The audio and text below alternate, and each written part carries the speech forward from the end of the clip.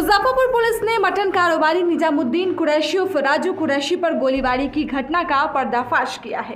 राजू कुरैशी को पुलिस ने गिरफ्तार कर लिया है और वह पुलिस हिरासत में इलाज करवा रहा है। पुलिस जांच में खुलासा हुआ कि राजू को गोली किसी और ने नहीं बल्कि उसकी ही पिस्टल से गलती से लगी थी। राजू ने सिराजुद्दीन से 300 ग्राम मटन लिया था, जिस पर विवाद हुआ। शराब के नशे में राजू ने सिराजुद्दीन के घर जाकर गाली गलौज और हवाई फायरिंग की। जब उसने पिस्टल कमर में रखी तो दूसरी गोली फायर हो गई और उसे ही लग गई। पुलिस ने घटना में प्रयुक्त पिस्टल बरामद कर ली है और राजू के खिलाफ आर्म्स एक्ट सहित कई धाराओं में मामला दर्ज किया है।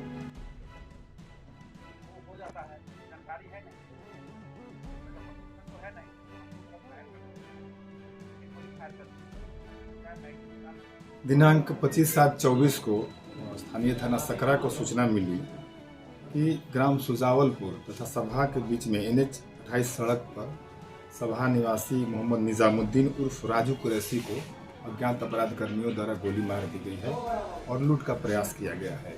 करीब 23:30 बजे सूचना मिली। उसके बाद पुलिस हमारी जांच पड़ताल शुरू की। पता चला कि वे मां जानकी अस्पताल में भर्ती हैं मुजफ्फरपुर में। तो मामले की संवेदनशीलता को देखते हुए वरीय पुलिस अधीक्षक द्वारा एक विशेष टीम का गठन किया गया और लोगों ने छानबीन शुरू की। तो मामला प्रकाश में आया कि दिनांक 25/7 को ही मोहम्मद निजामुद्दीन उर्फ राजू कुरैशी के द्वारा 300 ग्राम मीट खरीदा गया था, जिसका नाम था मोहम्मद सिराजुद्दीन। उसी से इनके द्वारा मीट खरीदा गया था। उसी में कुछ आपस में भफजक हुआ था। इसी बात को लेकर के ये राजू कुरैशी उसके घर पर गए थे और उनके द्वारा स्वयं ही सिराजुद्दीन को गाली गलौज करते हुए हवाई फायरिंग की गई थी उनके घर पर।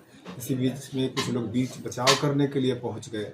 बीच बचाव करने के दरमियान उसका दूसरा गोली जो है ये फंस गया, उसके क्या बोला जाता है, मैगजीन में फंस गया, दूसरी चैम्बर में फंस गया और बीच बचाव करके जब लोग हटाए उसमें वहीं पर गिर गए। गिरने के दौरान वो गोली दूसरी गोली फायर हो गई और जिससे उनको स्वयं को गोली लग गई। स्वयं के ये पीछे कमर के पास गोली लग गई तो वे अस्पताल में जाकर भर्ती हुए।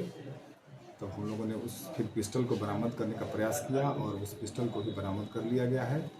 अभियुक्त की भी गिरफ्तारी कर ली गई है। वे हॉस्पिटल में अभी हैं, अभी भी इलाजरत हैं। पहले इस घटना को लूट का प्रयास देने की कोशिश की गई थी, लेकिन हमारी टीम ने सफलतापूर्वक कांड का उद्भेदन कर लिया है और यह स्पष्ट हो गया है कि उनके द्वारा कोई लूटपाट की घटना नहीं की गई थी।